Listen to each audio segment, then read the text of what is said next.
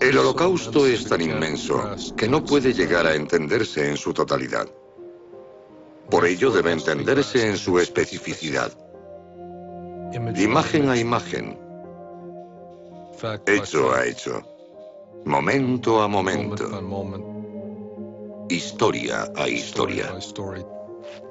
Tenía miedo. Sabía que en cuanto atravesara aquella puerta, la única salida sería la cámara de gas. Es más interesante ver lo específico dentro de un contexto más amplio. Para transportar a 1000 personas, hacen falta al menos 25 vagones de carga. Si se estudia cada fotografía, En las fotografías se ve el marco de la ventana y al fondo cómo quemaban los cadáveres. si se estudia cada documento, No había un solo sector de Alemania que no estuviera implicado. Abarcaba todos y cada uno de los ámbitos de la sociedad. Los nazis introdujeron un concepto nuevo y revolucionario en este mundo. Introdujeron una nueva posibilidad. La posibilidad de eliminar toda una etnia de la faz de la Tierra.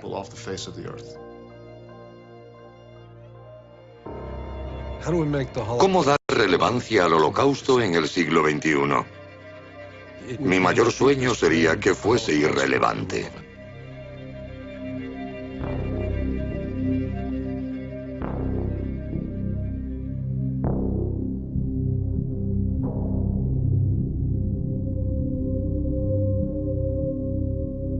Viaje al interior del Holocausto.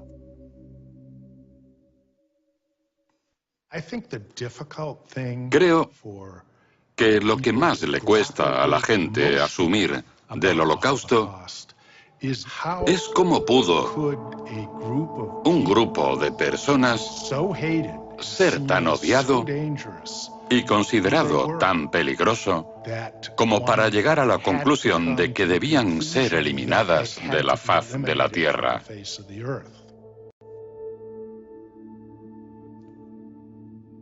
Para entender el Holocausto, tan solo hay que entender 6 palabras. Definición.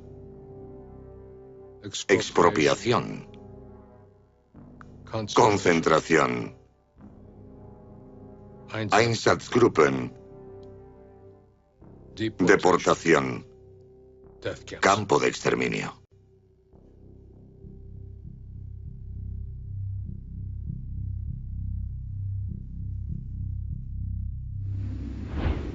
Definición. Normalmente definimos a los judíos en base a su identidad, a sus tradiciones y a las creencias que rigen sus vidas. Los alemanes definían a los judíos biológicamente en base a la religión de sus abuelos. Cuando el régimen llegó al poder, en enero del 33, parte del movimiento nazi, la parte más agresiva, radical y extrema, quería eliminar a los judíos de inmediato.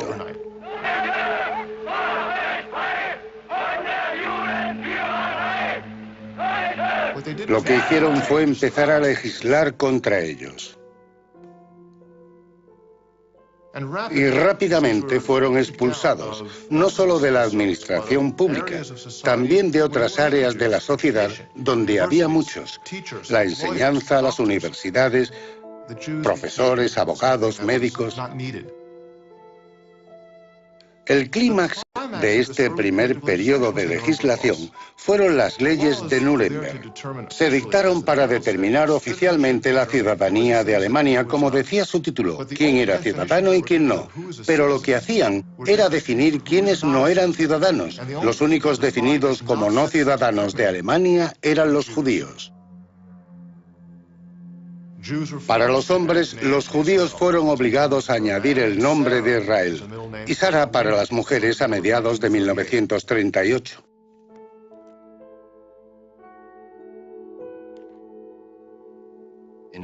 En otros tiempos de la historia, los judíos pudieron convertirse, pudieron ocultarse asumiendo las costumbres del país anfitrión.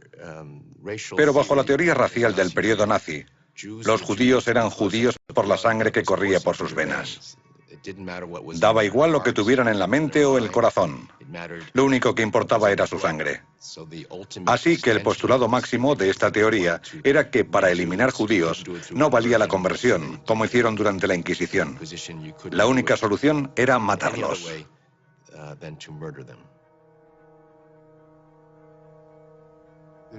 Existen innumerables pruebas documentales, desde libros escolares para niños hasta películas, y todo tipo de material nazi que no siempre estaba relacionado directamente con los judíos o podía estarlo, pero formaba parte de su concepción del mundo. Un mundo en el que los judíos no tenían cabida y eran considerados prácticamente antihumanos, antialemanes, antiarios. Desempeñaban un papel negativo y por ello tenían cabida, hasta que decidieron que estaban de más.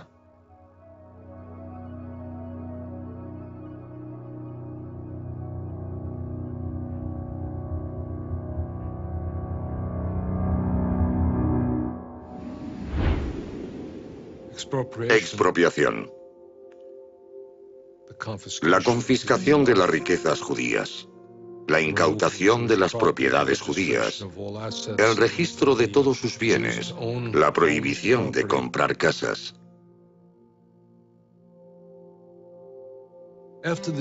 Cuando los judíos eran desahuciados, otras personas se mudaban a sus casas y se adueñaban de sus negocios. En cierto modo, la población local comprendía que aquella gente no iba a volver. No preguntaban el motivo por el que los legítimos dueños no iban a regresar, pero sabían con certeza que no lo harían.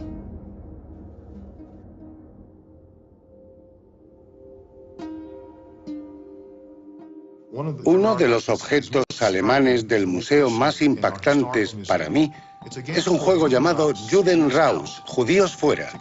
Es un juego que se creó en Alemania en 1936, el mismo año en el que nació el Monopoly en Estados Unidos.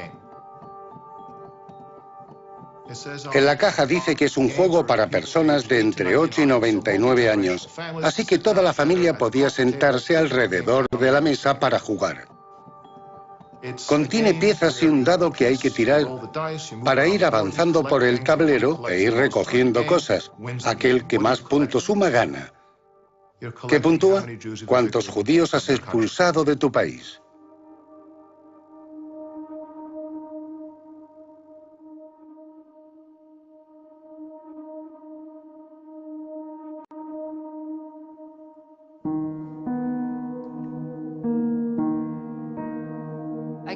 En una ocasión encontré un documento. Era una carta de una mujer no judía dirigida a su suegra sobre la noche de los cristales rotos, el pogromo de noviembre.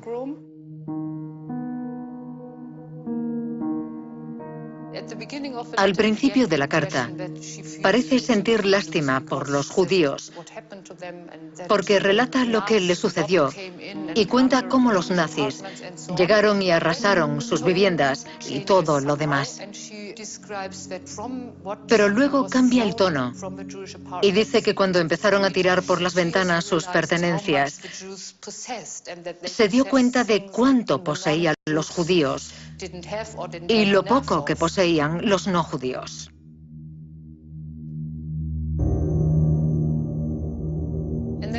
Decía que los judíos tenían que marcharse, aunque no sabía a dónde. Probablemente a un campo de concentración, hasta que se encontrara una solución definitiva.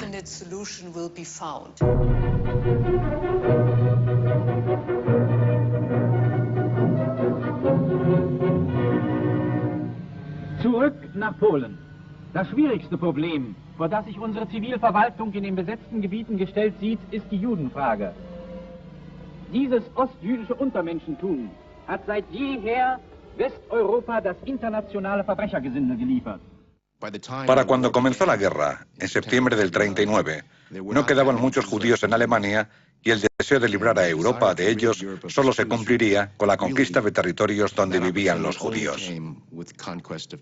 Y comenzaron por Polonia en septiembre de 1939. No solo se perdieron vidas, sino comunidades enteras y formas de vida en algunos casos.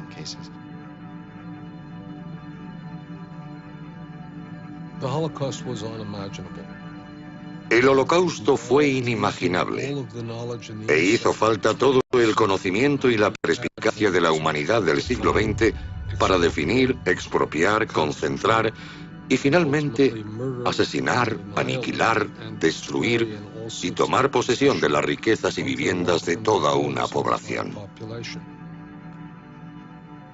Incluso un hombre tan importante y bien relacionado como Allen Dulles, que estaba entonces en la OSS y posteriormente fue director de la CIA, dio una respuesta muy interesante cuando fue informado sobre los campos de exterminio. Dijo, así que es cierto. Tenía todos los detalles. Toda la información que recopilaba el Servicio de Inteligencia de Estados Unidos pasaba por sus manos. Pero no podía imaginar que aquello estuviese ocurriendo.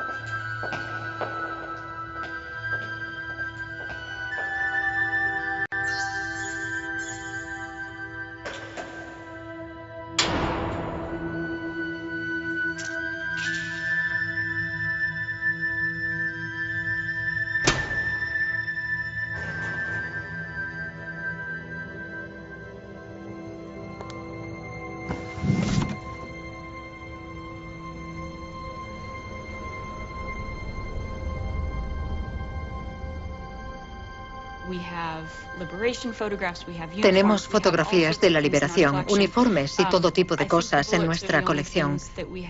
Pero creo que las balas son lo único que tenemos que sabemos lo que hicieron.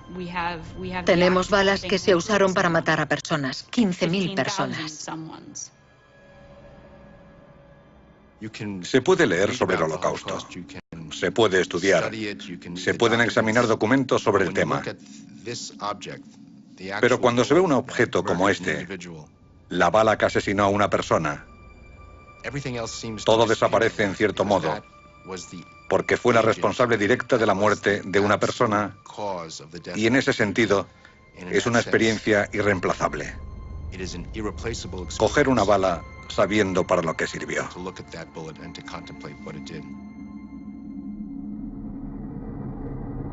Einsatzgruppen, escuadrones de ejecución itinerantes.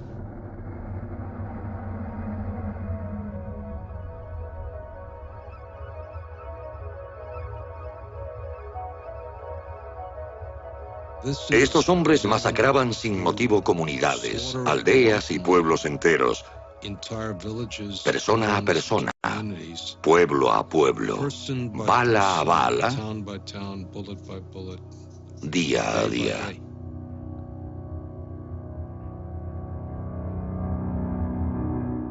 Abiertamente, directos y brutales, sin intento alguno por disimular lo que hacían o cuáles eran sus intenciones.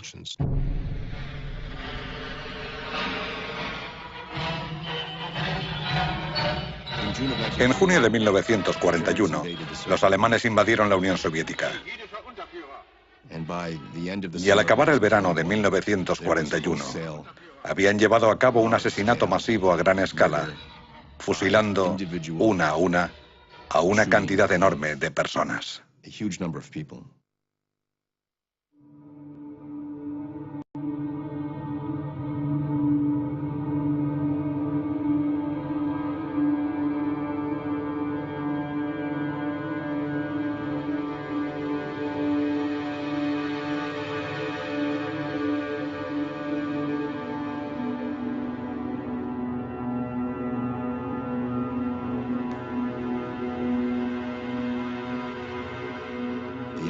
Einsatzgruppen eran básicamente unidades móviles de la Oficina Central de Seguridad del Reich, que a comienzos del verano de 1941 fueron a fusilar a los hombres de los pueblos y ciudades. La operación continuó durante todo el verano y en algún momento, a finales del mismo, la naturaleza de las víctimas cambió. Ya no solo mataban a hombres, también a sus esposas, madres, hermanas e hijos. Para cuando terminó el verano, habían perpetrado un asesinato a gran escala con la ejecución individual de gran número de personas.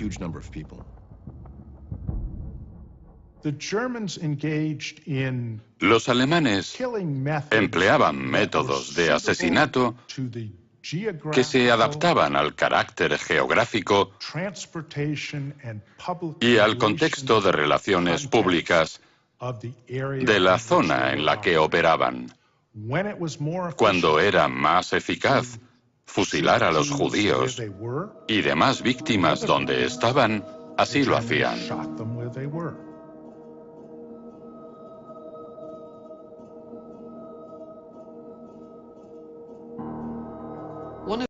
Una de las fotografías, tomadas al parecer durante una matanza de un Einsatzgruppen, muestra a un soldado apuntando con su arma a una mujer que tiene un niño en sus brazos. En el reverso de la foto hay escrito en alemán Ivangorod, Ucrania, 1942, acción judía. La fotografía fue encontrada, de hecho, interceptada en la central de correos de Varsovia, donde trabajadores que pertenecían a la resistencia abrían las cartas que los soldados alemanes del Frente Oriental enviaban a sus familias en Alemania.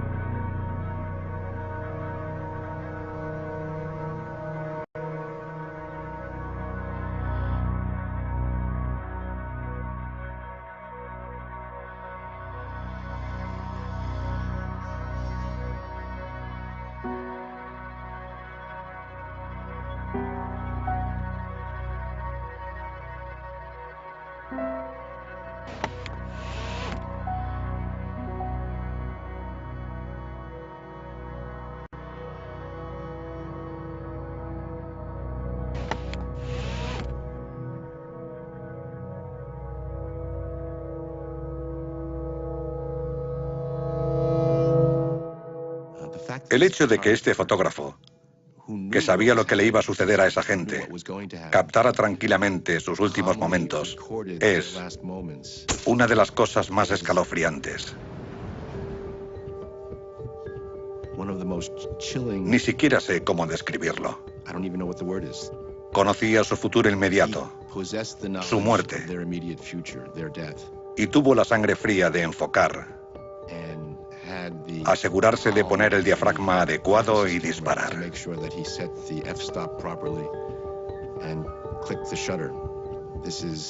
Creo que dice mucho sobre la naturaleza de esas operaciones.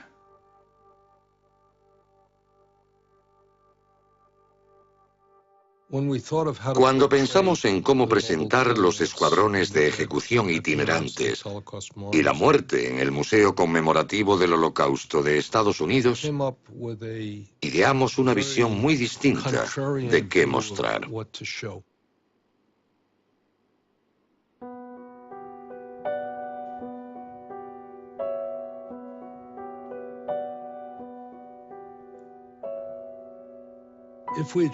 Si hubiésemos mostrado cadáveres apilados y fosas comunes, el público habría entendido que sucedió algo horrible, pero no la naturaleza del crimen.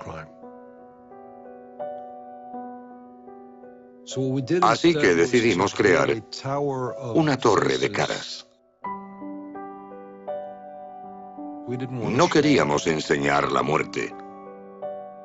Queríamos mostrar a las víctimas vivas y dejar que el público imaginara lo que les había sucedido. Los judíos de la ciudad de Isisok, en Lituania, fueron asesinados el tercer día del Año Nuevo judío. Se había congregado en la sinagoga para Rosh Hashanah, el Año Nuevo. Los dejaron encerrados allí y luego los condujeron hasta el campo de ejecución. El rabino y los ancianos de la comunidad iban al frente. Luego fueron asesinados uno a uno. Pero en vez de mostrar los muertos, lo hacemos vivos. Un picnic familiar. Un niño en una silla vestido de marinero. Una madre abrazando a sus hijos.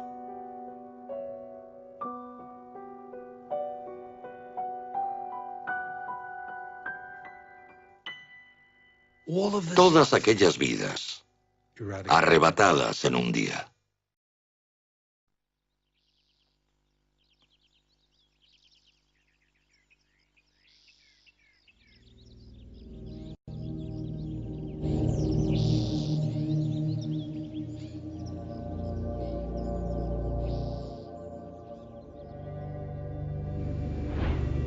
Concentración.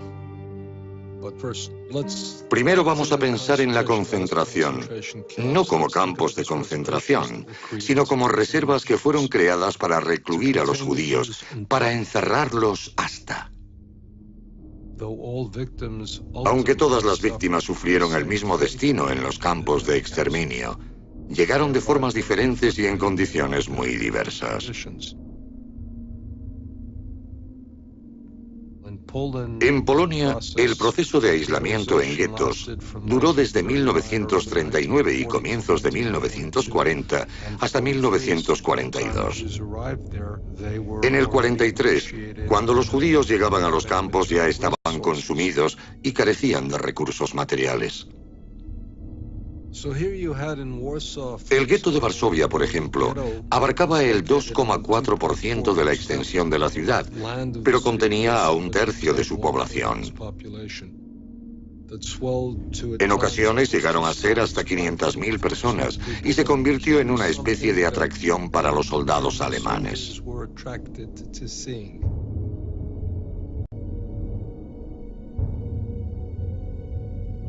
Los equipos de filmación nazis frecuentaban el gueto de Varsovia en busca de imágenes con fines propagandísticos. Filmaban tanto a los más pobres como a aquellos que estaban en mejor situación dentro del gueto. Buscaban en las calles a personas que parecían bien vestidas y las llevaban a restaurantes donde había expuesta comida y bebida en abundancia. Los obligaban a sentarse allí y parecer animados y felices, comiendo, bebiendo y charlando. También filmaban a los judíos más pobres del gueto en sus alojamientos para mostrar cómo vivían en la extrema pobreza. Mostraban cadáveres tirados en las aceras, a veces desnudos y cosas así.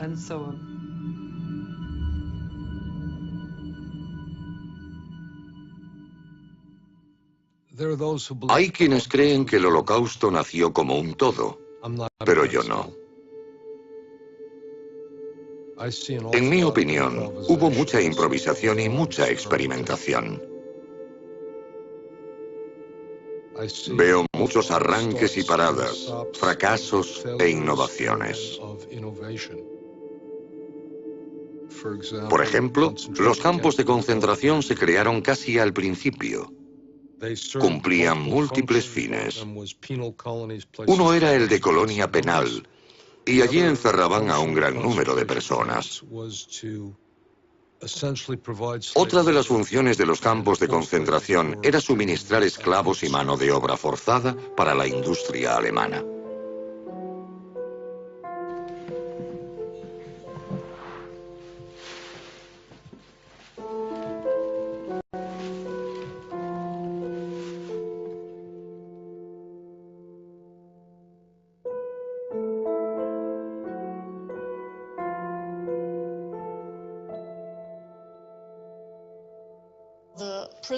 Los prisioneros eran marcados según el motivo esgrimido por los nazis para su encarcelamiento. Esas razones siempre eran inventadas. Esto es una gráfica del campo de concentración de Dachau. Aquí vemos el símbolo de los prisioneros políticos, un triángulo rojo, porque sus enemigos eran rojos, como los socialdemócratas, los comunistas, etc. Si alguien estaba enmarcado por motivos políticos, como un socialdemócrata, y además era judío, llevaba este símbolo. Y resulta muy cínico que el símbolo de los judíos, el triángulo amarillo, se combinara con el del otro color. Juntos formaban una estrella de David.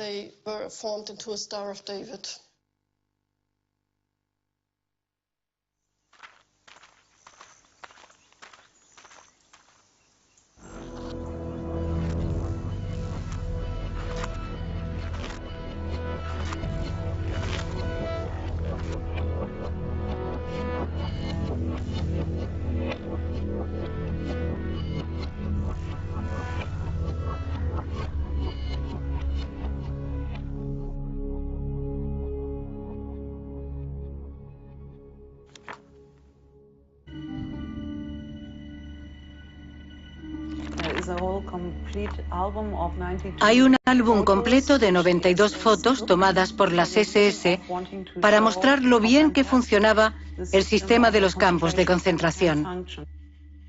Es un documento torpe o extraño porque no refleja la realidad de Ravensbrück, sino el modo en que las SS querían mostrar el campo de concentración.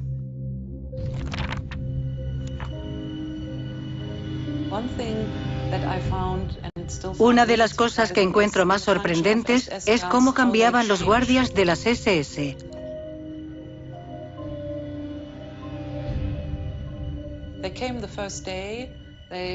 El primer día llegaban, saludaban a todo el mundo y eran amables. Se comportaban de modo civilizado. Pero al cabo de 3 o 4 días aprendían a embrutecerse para cambiar sus modales y empezar a actuar como guardias SS. Puesto en un entorno determinado, se puede cambiar paso a paso al ser humano. Su conducta civilizada se puede cambiar para un terrible sistema de tortura y finalmente de atrocidad.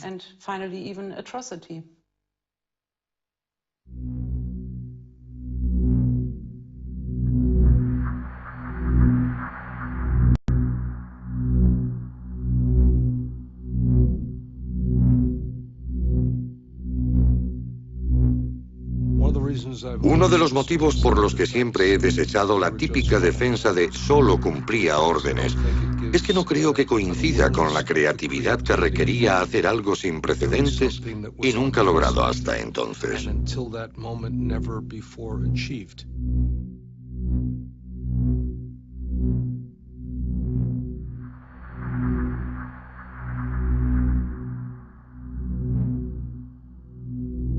Los nazis desarrollaron su propio vocabulario para muchas cosas. En vez de asesinato, decían tratamiento especial o manejo especial.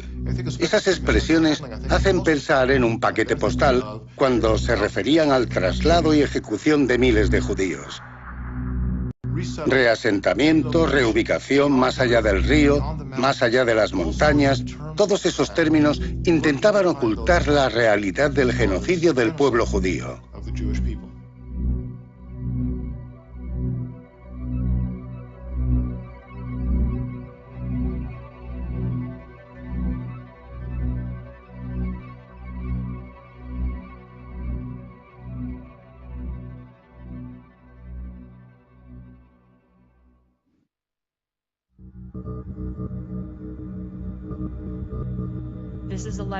Esta es una carta que fue arrojada desde un tren a finales de agosto de 1942 por el doctor Otto Simons.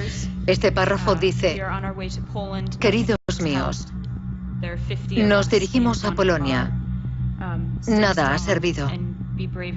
Vamos 50 personas en un vagón. Sed fuertes y valientes. Yo también lo seré. Me lo han quitado todo. Besos, Otto. Es la última pista que tenemos sobre Otto Simons. La carta llegó a manos de su mujer gracias a un anónimo trabajador francés del ferrocarril que le escribe: «Querida señora, he encontrado esta carta tras el paso de uno de los trenes cargados de judíos. Espero que le complazca recibirla. Está firmada por un trabajador del ferrocarril». Está fechada en 1942. Era relativamente pronto en la guerra, casi al principio del Holocausto, en Europa Occidental. Y, sin embargo, el empleado del ferrocarril ya sabía que el tren iba cargado de judíos. El 20 de enero de 1942, el 80% de los judíos que perecerían en el Holocausto estaban vivos. 16 meses después, 4 de cada 5 judíos que morirían en el Holocausto ya habían muerto. En la conferencia de Wannsee se definió una política de solución final al problema judío, es decir, el asesinato de todos los judíos.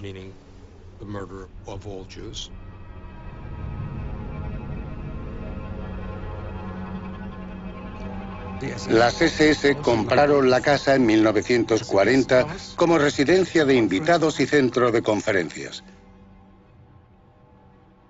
Todo el mundo sabía que se estaba perpetrando un asesinato en masa en Europa del Este.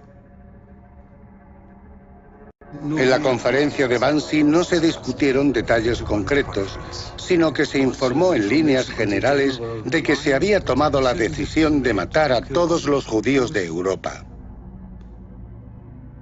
Es también el momento en el que se ve implicada toda la sociedad alemana.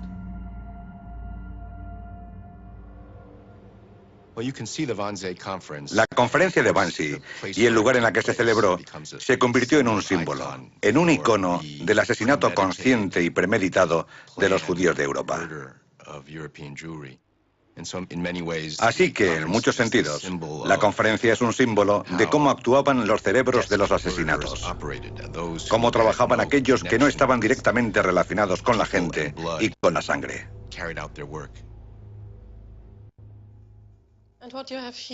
Aquí tenemos el documento que marca el inicio de la organización del Holocausto. Son las directrices para las deportaciones desde Alemania al Este. Cómo deportar a los judíos, qué hacer antes o durante los traslados en tren y todo lo demás. La participación de la administración, de bancos, del transporte. No había un solo sector de Alemania que no estuviera implicado en la deportación o en el Holocausto. Aquí se ve que abarca todos y cada uno de los ámbitos de la sociedad. Todos participaron en el Holocausto, en las incautaciones y en las deportaciones.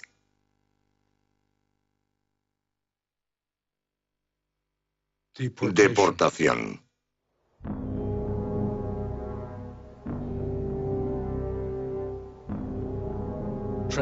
Los trenes se han convertido en un símbolo del Holocausto casi tan dramático como los campos de exterminio. El ferrocarril representa el nuevo modo de asesinar que inventaron los nazis. Los guetos eran rediles. Eran reservas donde retener a los judíos hasta que estuvo creada la infraestructura para su destrucción. Los trenes se convierten en el eslabón indispensable para el transporte de los judíos concentrados en los guetos hasta los campos de concentración. Y luego, ¿qué hacen con ellos? Trenes, deportación, aniquilación.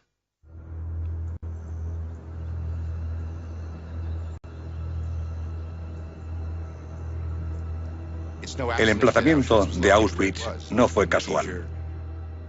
Estaba junto a una importante arteria ferroviaria entre Croacia y Viena. Sin esa infraestructura, nunca habrían elegido Auschwitz para construir allí un gran campo de concentración. Lo mismo sucedía con Treblinka y Belzec.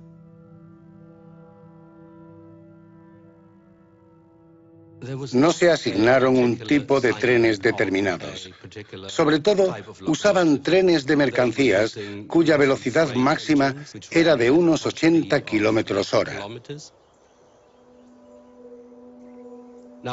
Cuando los trenes llegaban con 50 o 60 vagones, idearon un método para separarlos en grupos de 10 o 15, para que no bajara demasiada gente de los vagones a su llegada al campo.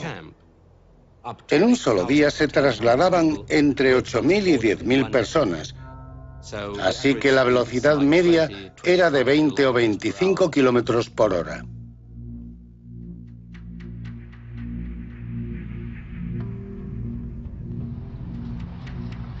Usaban vagones de carga porque podían cerrarse desde fuera. Metían a 40 personas por vagón.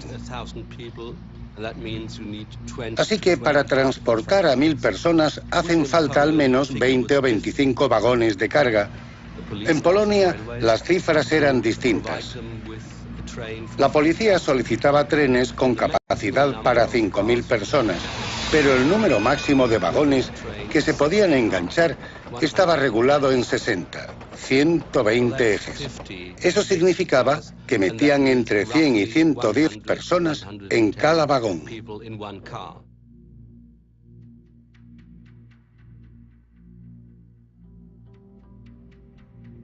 Los trenes de deportación de Europa Occidental y de Alemania solían ir custodiados por un destacamento de 12 a 15 policías y un oficial.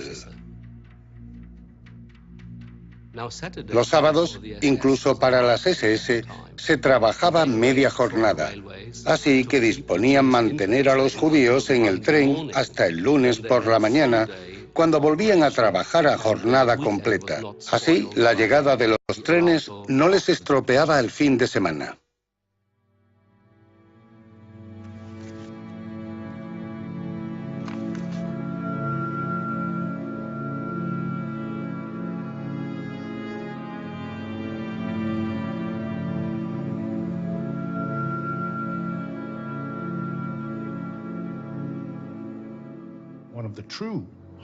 Uno de los verdaderos horrores del Holocausto es la energía mental, la capacidad administrativa y la destreza en el despliegue y utilización de limitados recursos para el mejor efecto posible que se dedicó a este proyecto de eliminar a los judíos de Europa. Si obviamos el objetivo final, el talento, la energía, la imaginación que demostraron tener los autores del Holocausto para llevar a cabo su proyecto, son generalmente el tipo de características que admiramos a la hora de culminar un trabajo.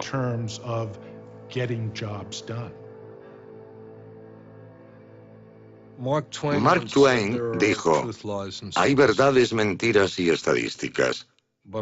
Pero yo creo que Twain se equivocaba porque las estadísticas revelan una verdad esencial sobre el Holocausto. Y a veces la mera crudeza de las estadísticas revela la mayor de las historias.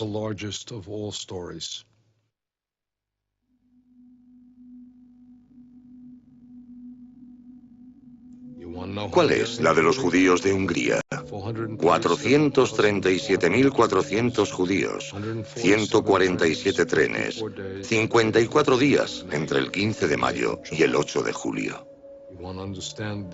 ¿Quiere comprender la deportación del gueto de Varsovia? Del 23 de julio al 21 de septiembre. De nuevo, 61 días. 265.000 judíos trasladados a Treblinka. ¿La cifra de judíos asesinados en Belzec? 104.000. 14 de ellos alemanes, 2 supervivientes conocidos. Las estadísticas cuentan una verdad brutal, dolorosa, concreta e ineludible.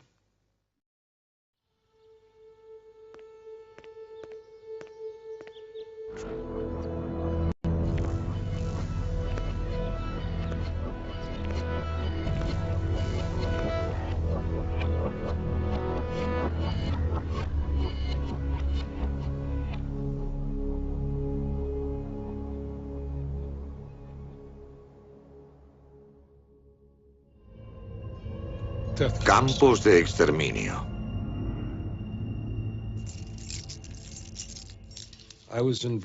Yo participé en la reconstrucción del campo de Belzec. Y en una de las fosas comunes que excavamos encontramos una llave. Una serie de llaves. Normalmente no pensamos en las llaves como un objeto poderoso, pero me gustaría hablar de lo que representan. La víctima dejó su casa una mañana, esperando regresar a ella algún día, encontrarla aún en pie y estar a salvo.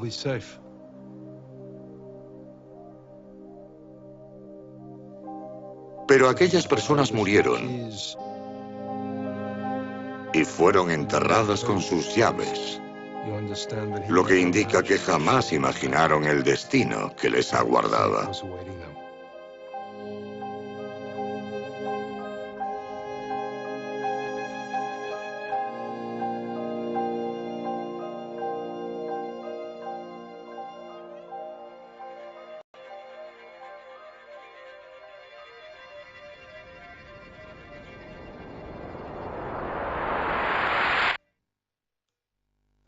El sistema nazi de los campos de concentración suele malinterpretarse. Mucha gente confunde la idea de campo de exterminio con la de campo de concentración y creen que ser enviado a un campo de concentración era prácticamente una condena de muerte. Pero no es así. Hubo muchos supervivientes de los campos de concentración, pero muy pocos supervivientes de los de exterminio.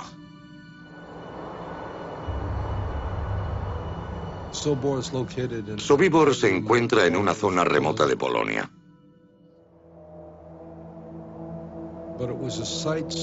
Pero era una imagen tan terrorífica y escalofriante que incluso durante el Holocausto, los alemanes decidieron ocultarlo para que nadie lo viera y lo desmantelaron por completo.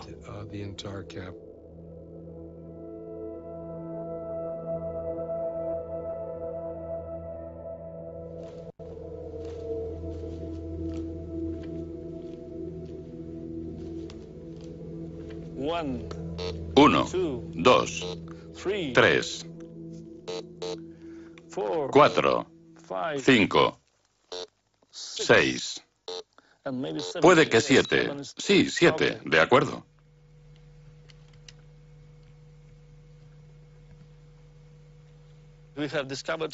Hemos descubierto los huecos para postes, 3 hileras de postes. En esta línea que se ve aquí, hasta esos árboles, a un lado no hay nada, pero al otro tenemos muchos hallazgos. Hemos encontrado trozos de dientes y de huesos humanos en esta zona. Y es muy importante para nosotros porque sabemos qué sucedió aquí.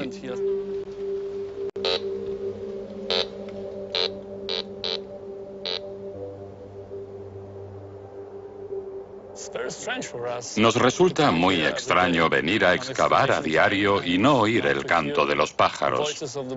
Ninguno. Es difícil explicar por qué en la zona de Blodova se oye cantar a los pájaros y sin embargo en la zona del campo no. ¿Por qué?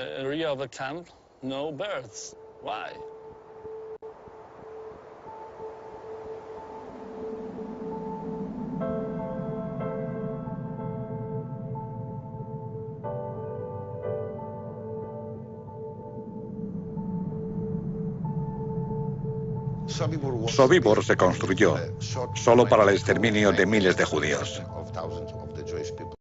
Nada más. Era una fábrica de muerte. Nada más.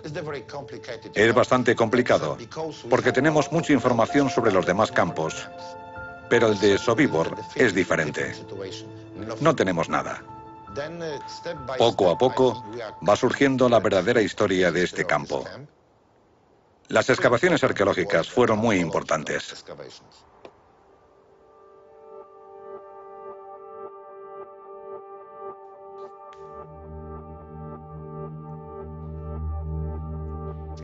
Fue un momento impresionante para nosotros encontrar en la escrofa de ducha.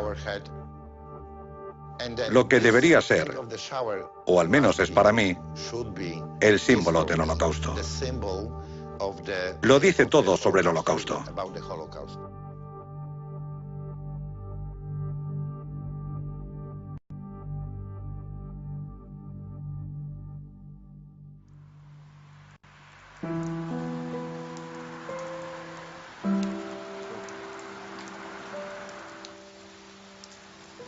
Mucha gente dice que el Holocausto no sucedió, que no mataron a tanta gente.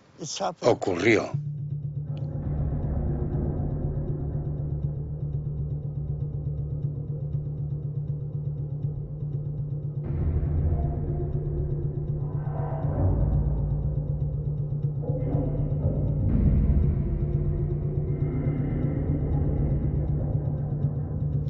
Voy a contar el proceso desde que llegaba el tren.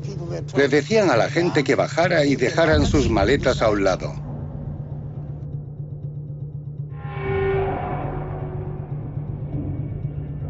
Les prometían que no perderían su equipaje.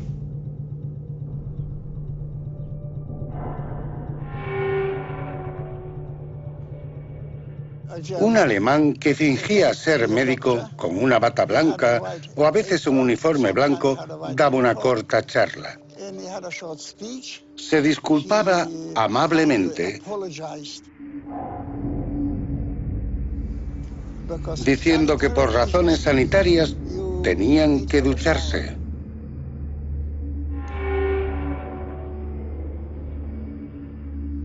Les pedían que se desnudaran y colocaran bien su ropa para recogerla después, y pasaban por este camino hasta el sitio de la ducha. La gente no lo sabía.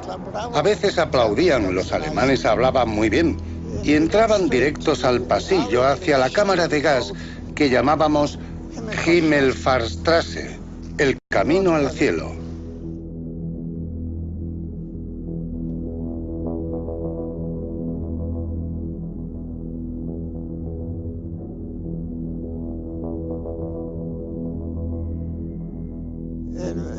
Un minuto o dos después de que arrancaran los motores y empezara a salir el gas, oían muchos gritos. Pero luego se iban apagando.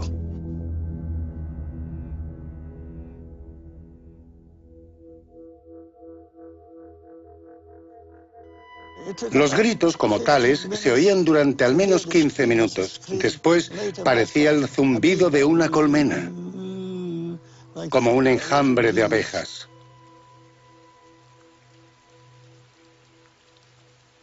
Y después el silencio.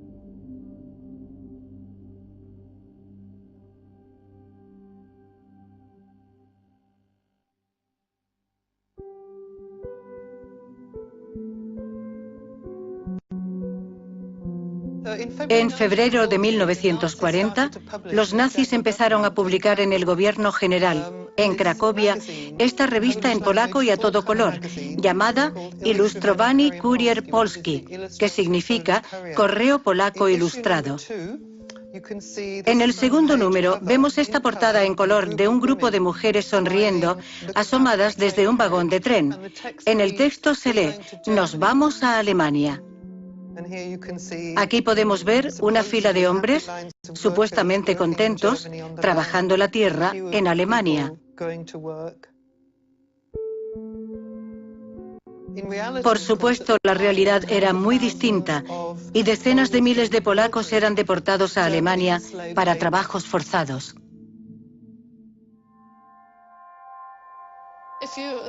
Holocausto es el nombre que se dio al asesinato de los judíos europeos. Pero la persecución nazi también incluía a gitanos, a presos políticos y a la mano de obra forzada. Así que fue una gran operación de persecución y asesinato.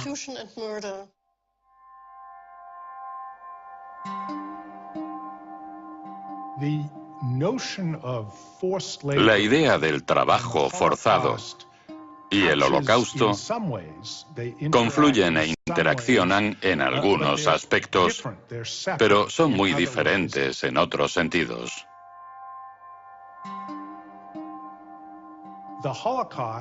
El Holocausto fue la persecución y aniquilación gubernamental de los judíos europeos.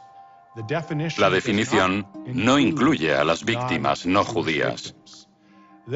Dicho eso, en 1945 había nada menos que 8 millones de trabajadores extranjeros, la mayoría forzados, dentro de las fronteras alemanas.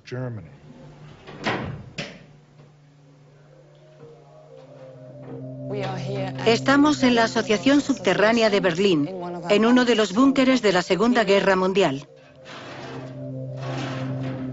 Esto es un armario ADREMA, abreviatura de Addressing Machine o máquina de direcciones. Viene de una fábrica que estaba en Tempelhof, Berlín. Muchos años después de la guerra, encontramos este armario con cajones llenos de tarjetas metálicas. Están hechas de aluminio, por eso se conservan perfectamente y aún puede leerse su contenido. Son 12.000 tarjetas con nombres grabados. 12.000 tarjetas en total y 4.700 esclavos. En cada una de ellas está grabado el nombre de un trabajador y su lugar de procedencia. Tengo varias tarjetas en la mano. En cada una aparece un nombre, por ejemplo, Alicia Kulesza. Es de Polonia y veo por la fecha que nació en 1928. Llegó a la fábrica de Lorenz en el 45, así que tenía 17 años.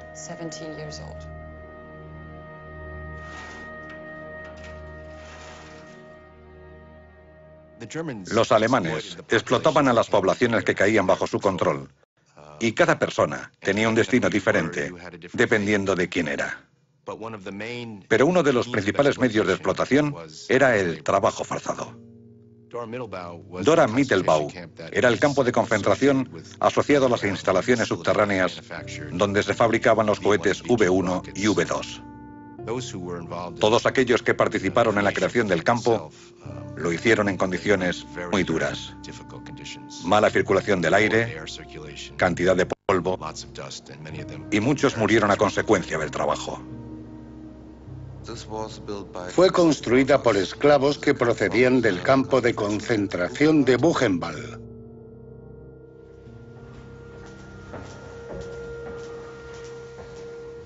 Esta zona está bajo una montaña y estaba totalmente a salvo de los bombardeos estadounidenses o británicos. Las entradas a los túneles principales de este sistema subterráneo fueron voladas por soviéticos en 1948. Actualmente solo se puede ver un 3 o 4% de la fábrica subterránea.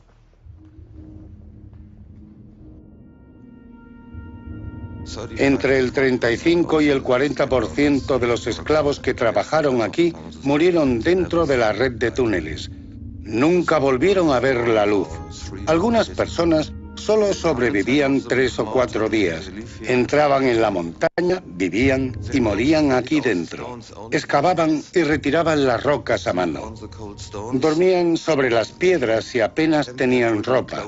No había posibilidad de lavarse. No existía servicio hospitalario ni nada. Simplemente trabajaban aquí hasta la muerte. No concibo cómo podrían sobrevivir aquí dentro varias semanas o incluso meses. Esta zona estaba inundada.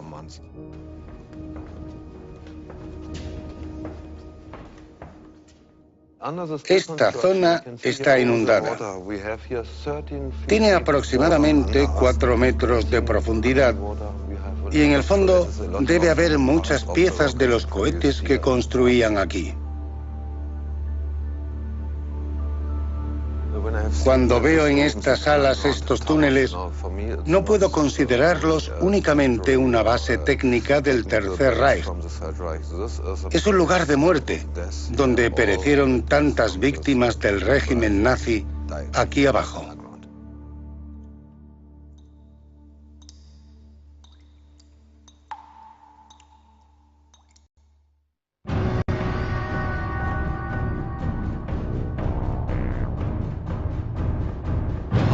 El Holocausto es la búsqueda continua e implacable del asesinato. Y fue alcanzando gradualmente mayores grados de perfección.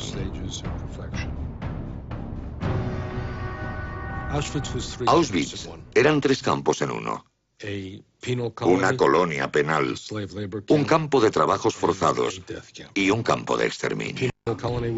La colonia penal se llamaba Auschwitz I y se usaba principalmente para prisioneros polacos. Buna Monowicz y 40 subcampos eran campos de trabajos forzados. El tercero era Auschwitz II o Birkenau, que era un campo de exterminio. La idea era mantener un estrecho vínculo entre centros de trabajos forzados y de exterminio.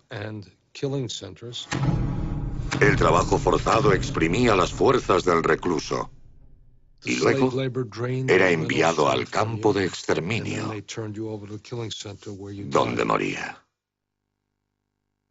Este es uno de los planos originales relacionados con la construcción de Auschwitz, el complejo de campos de Auschwitz-Birkenau.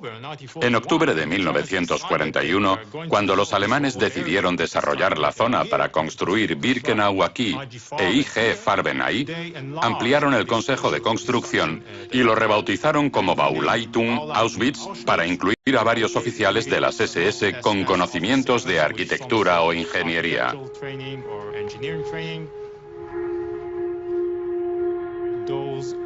Aquellos oficiales trabajaron junto a reclusos que tenían conocimientos técnicos. Eran presos polacos, no judíos. Al final, quienes aprobaban los planos y firmaban los proyectos eran oficiales de las SS, miembros del Consejo de Construcción. Cuando se examina un documento original nazi y se encuentra una firma verde, es un pez gordo, alguien importante en la jerarquía. Himmler aprobó este plano el 23 de octubre de 1941.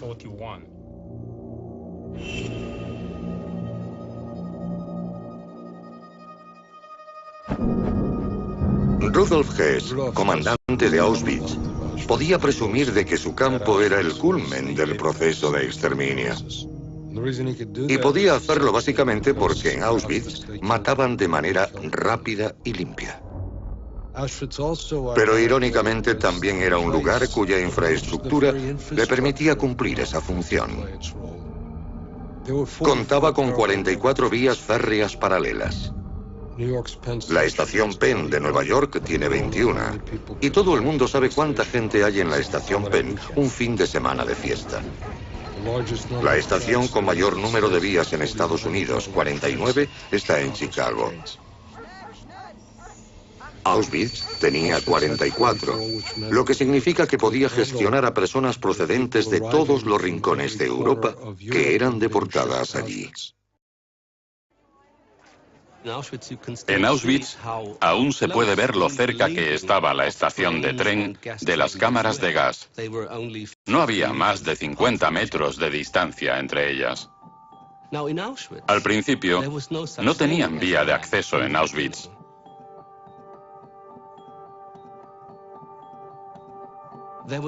Solo había una plataforma de madera junto a la estación de carga. Desde esa plataforma caminaban a la intemperie durante 1,5 kilómetros o 2 hasta el campo de exterminio.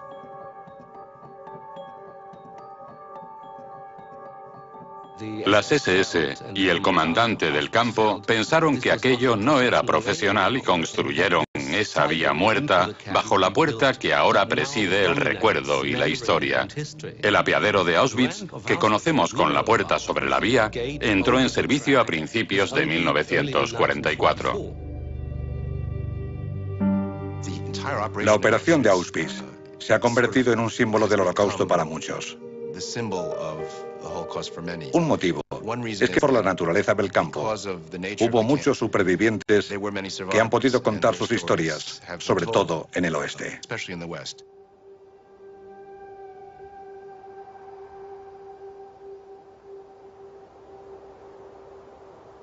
En la antigua Unión Soviética, cuando se hablaba del Holocausto, nunca mencionaban Auschwitz.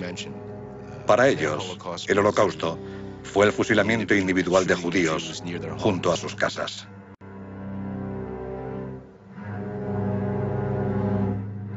Es una cuestión de memoria y de cómo se construye esa memoria.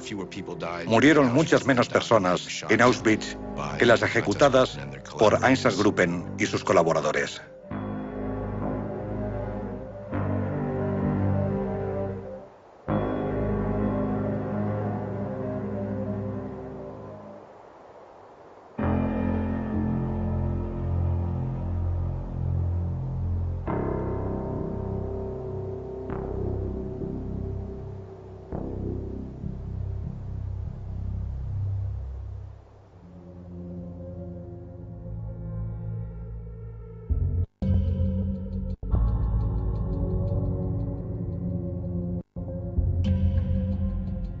El álbum de Lily Jacob, también conocido como el álbum de Auschwitz, es el único documento que existe de los transportes llegando a Birkenau, el apartadero, y de la gente que desembarcaba allí para ir a las cámaras de gas.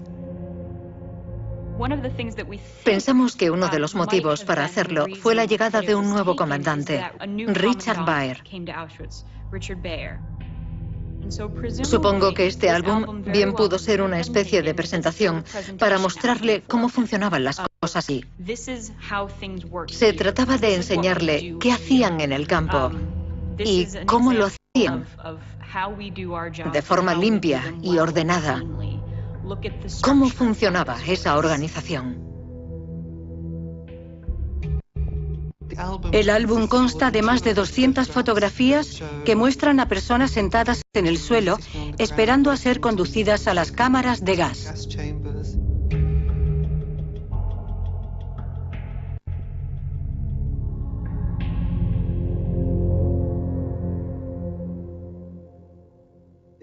Muestra la clasificación de hombres y mujeres a su llegada.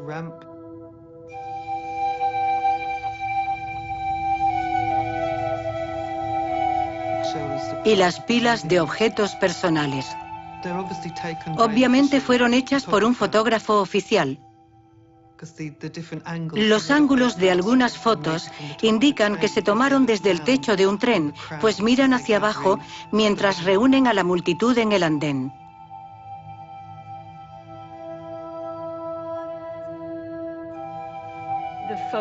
Las fotografías están muy bien presentadas, con frases descriptivas en una bonita caligrafía de la llegada y la clasificación. No se trata de un álbum casual, es algo hecho con esmero y un claro sentimiento de orgullo.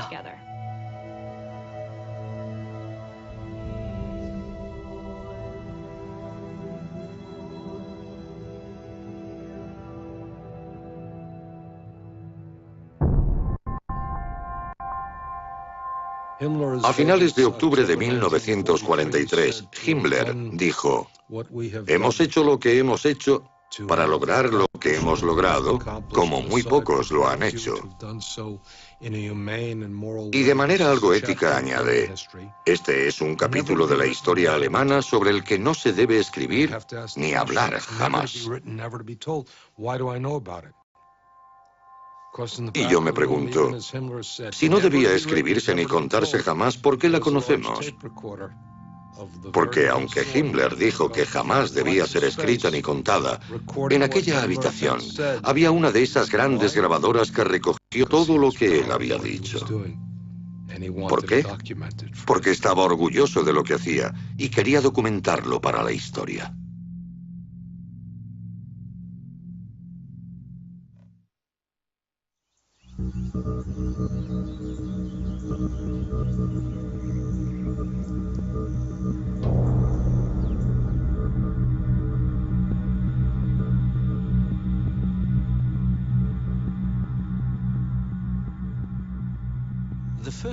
La primera gran cámara de gas de Auschwitz no podía entrar en funcionamiento porque no estaba permitido transportar en tren el material para quemar los cadáveres debido a que era un asunto civil a principios de 1943. Así que el crematorio permaneció en Erfurt, en el centro de Alemania, durante 8 semanas antes de ser trasladado a Auschwitz. Y es que apenas había espacio en los trenes y los crematorios no se consideraban efectivos de guerra.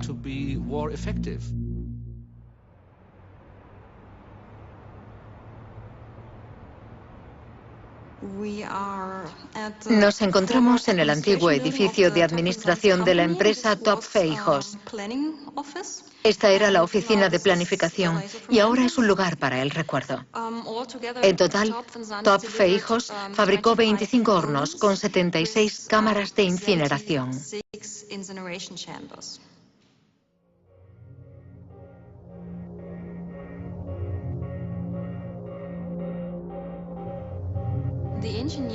Los ingenieros idearon hornos y técnicas para el asesinato en masa que las SS desconocían.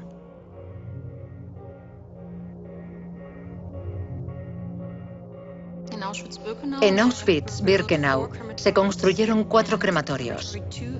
El 2 y el 3 tenían cámaras de gas en el sótano. Para cambiar el gas por aire limpio, necesitaban un sistema de ventilación que también fabricó Topfejos.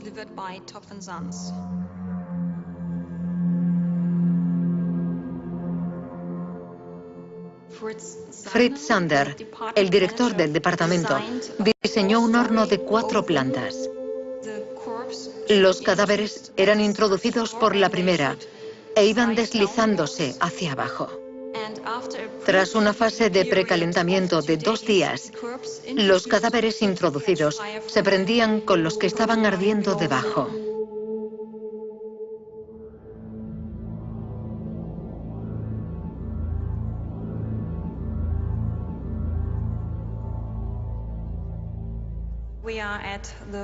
Esta es la antigua oficina de planificación, el lugar de trabajo de Kurt Prüfer.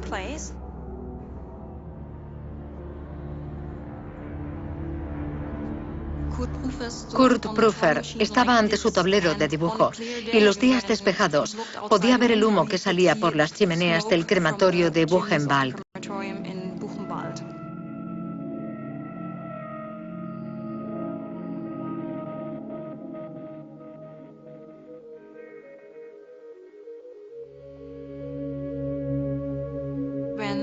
Cuando Kurt Prüfer construyó el horno para las SS, su único objetivo era aumentar sus ingresos y ser reconocido como un buen ingeniero. Quiso crear un producto en base a las necesidades de las SS y conocía las circunstancias de los campos.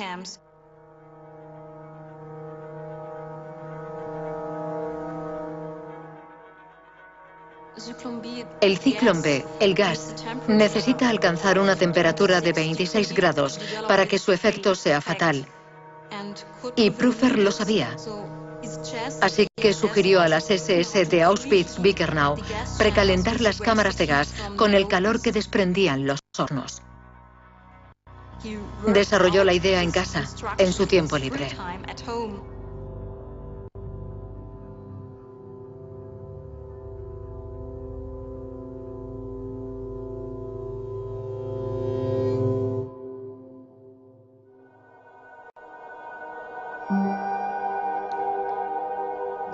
En mayo y junio de 1944, el número de personas gaseadas e incineradas en Birkenau alcanzó un punto culminante. Quemaban más de 132.000 cuerpos al mes. Para lograrlo, hacían grandes piras.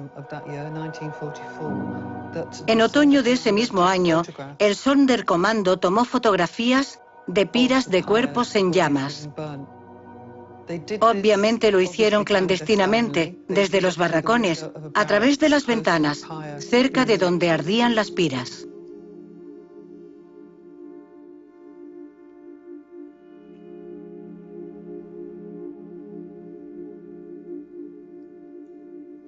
Pero no fue hasta mucho después, en la década de 1980, cuando los expertos se dieron cuenta del marco que aparecía en la fotografía. Se ve claramente el marco de la ventana y al fondo los cadáveres ardiendo.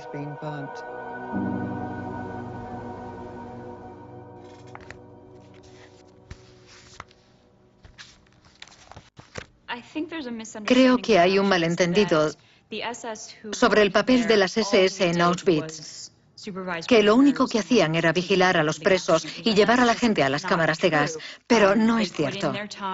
Hacían su trabajo y cuando terminaban se organizaban ferias del libro, pequeñas olimpiadas. Conservamos carteles que aconsejaban llevar a los perros siempre con correa y que las mujeres, las guardias, no visitasen los cuarteles de los hombres sin supervisión.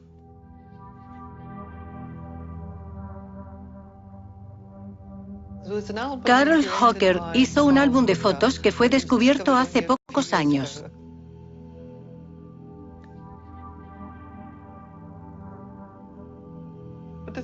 La cuestión es que no fue ninguna sorpresa para mí. La gente se queda boquiabierta al ver las fotos del álbum de Hocker, porque muestra a mujeres jóvenes que trabajaban en Auschwitz divirtiéndose con los oficiales de las SS.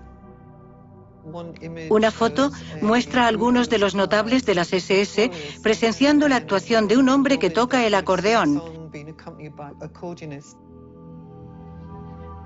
Están dispuestos como un coro de canto.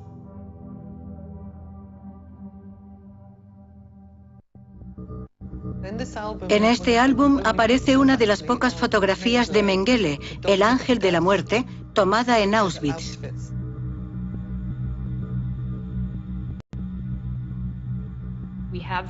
Los archivos indican que estas personas estaban cometiendo crímenes a gran escala, asesinatos masivos. Y habría sido más reconfortante o consolador verlos en acción cometiendo los crímenes. Pero no es eso lo que nos muestra el álbum. ¿Por qué iba a sorprenderme? A menos que alguien creyera que los nazis eran monstruos con cuernos, es lógico que tuvieran vacaciones y tiempo libre. Se divertían, tenían mascotas, bebían, celebraban fiestas y todo eso.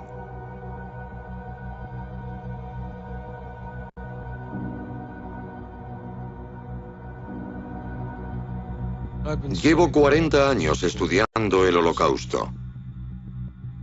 Al principio solo me interesaban las víctimas. Quería conocer su historia y contar lo que les había pasado. Con el tiempo, aprendí que no se puede contar la historia de las víctimas sin contar la de los asesinos. Y empecé a sentirme fascinado, no por la crueldad de los asesinos, sino por su humanidad. Si todos los asesinos hubieran sido sádicos y diabólicos, el mundo comprendería mucho mejor las implicaciones del Holocausto. Y no se diría que un hombre corriente, bajo circunstancias extraordinarias, puede llegar a convertirse en asesino metódico.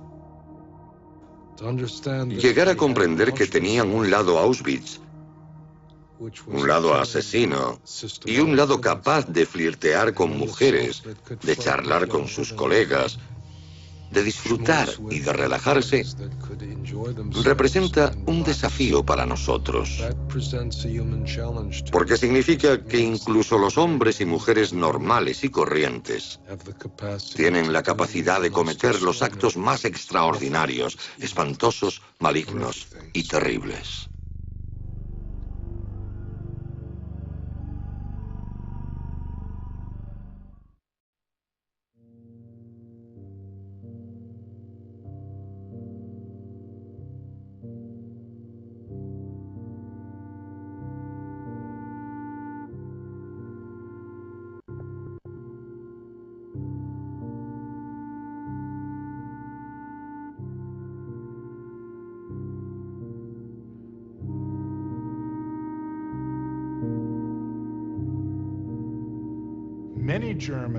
Muchos alemanes que conocían la existencia de los campos de concentración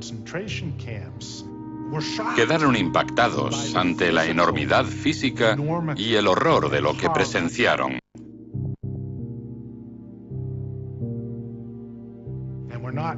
No solo con la vista, también con el olfato y el oído de aquello que se había hecho en su nombre, en representación suya.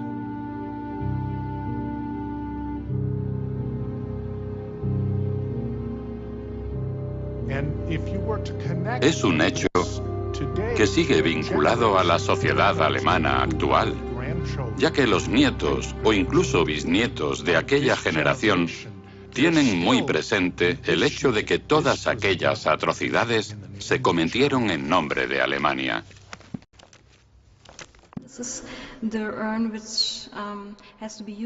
Es parte de mi historia. Me opongo a ella, pero debo cargar con ella.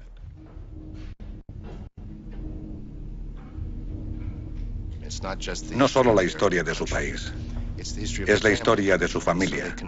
Así que les plantea cuestiones emocionales realmente complicadas. Comprenden la historia y en algunos casos sienten la responsabilidad de evitar que surja cualquier cosa que haga que esa historia se repita.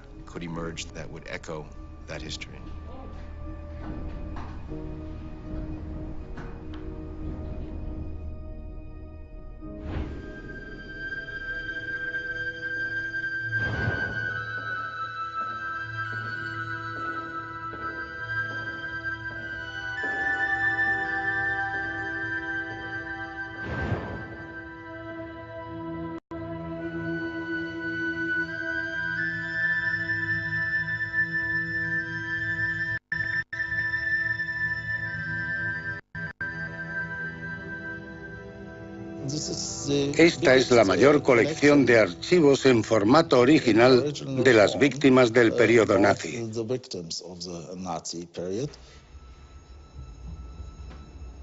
En los campos de concentración como Dachau, Buchenwald o Bergen-Belsen, los nazis lo escribían todo.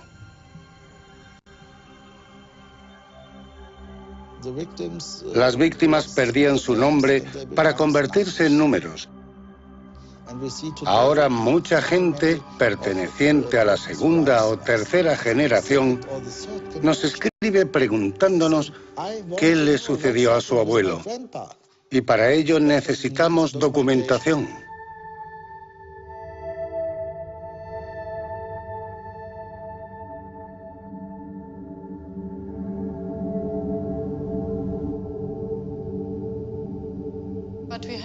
En el Servicio Internacional de Búsqueda tenemos unos 2000 sobres con efectos personales.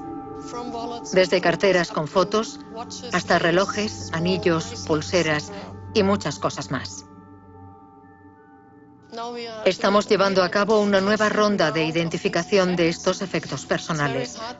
Resulta bastante complicado, porque primero hay que identificar a las personas de las fotos, pero a veces tenemos la suerte de contar con el sobre del campo de concentración, donde el sistema burocrático era muy eficiente, en el que guardaron los efectos personales del recluso y anotaron su nombre. Este hombre fue recluido en el campo de concentración de Neuengamme y dejó su pequeño reloj, un anillo y algunos otros objetos valiosos que ya no están en el sobre. Alguien debió robarlos.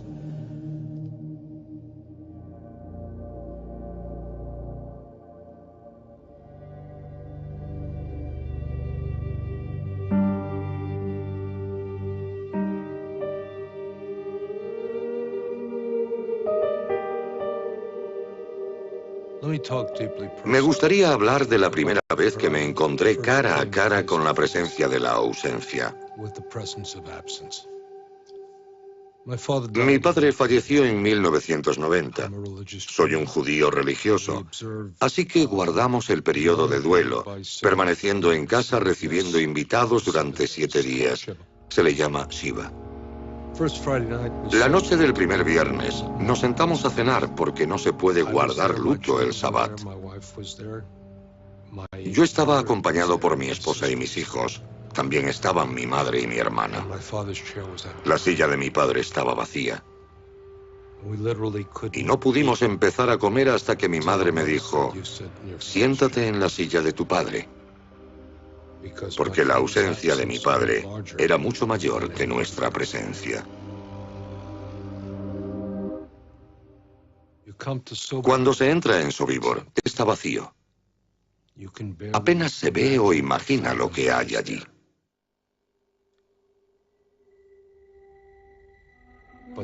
Pero esa ausencia tiene una gran presencia y está lleno de fantasmas e imágenes. Muchas almas siguen allí. El mal está allí. La magnitud de lo que sucedió sigue siendo palpable, aunque no pueda verse. Al ver ahora esos lugares de destrucción, hay una paradoja. La presencia de ausencia y la ausencia de presencia.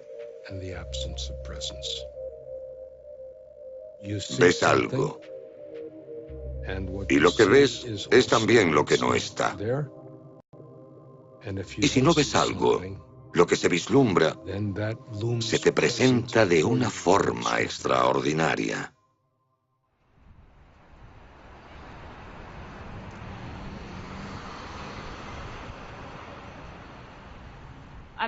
No soy judía. Nadie de mi familia luchó en la Segunda Guerra Mundial, que yo sepa, así que no tengo mucha conexión personal con esta historia. Pero creo que cuando manejas a diario estos objetos, no puedes evitar sentir un vínculo especial con ella.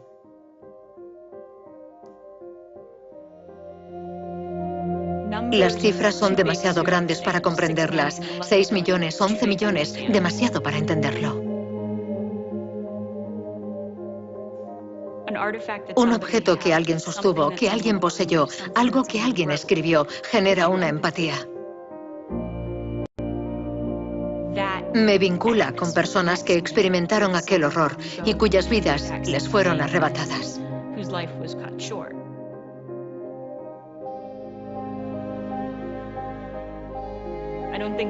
No creo que las cifras excluyan la humanidad. Y como el Holocausto es el crimen mejor documentado de la historia, estoy convencida de que la verdad está en estos objetos. Puede que nunca sepa por qué, pero hay algo en ellos que nos ayudará a impedir que la historia vuelva a repetirse. Tiene que haberlo.